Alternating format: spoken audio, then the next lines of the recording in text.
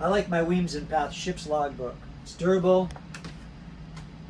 I bought it because I needed a ship's log, because you're supposed to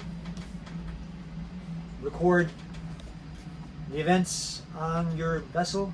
First page is vessel name, address, port, contact information, serial numbers of things. Commonly used courses. It's like a navigational direction that you want to go in. Like, hey, I want to go to Block Island today. So I take a course of 050 magnetic to Block Island. Radio procedures.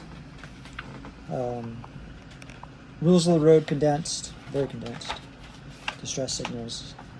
Just stuff.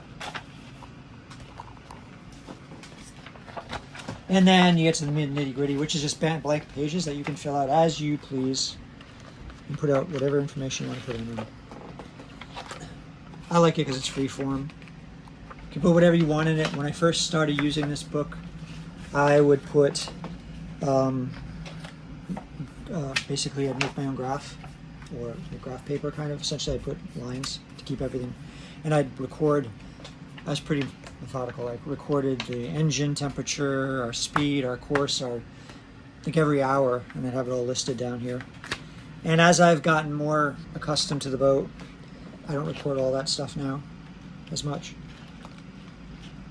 Mostly it was for me as a reminder of what to check and stay diligent about when we were underway.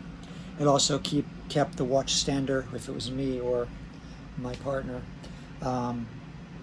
Gave us a task to do every hour to make us stay awake, especially at night. This is the second one I think we've had. This is the second one I have. Works good.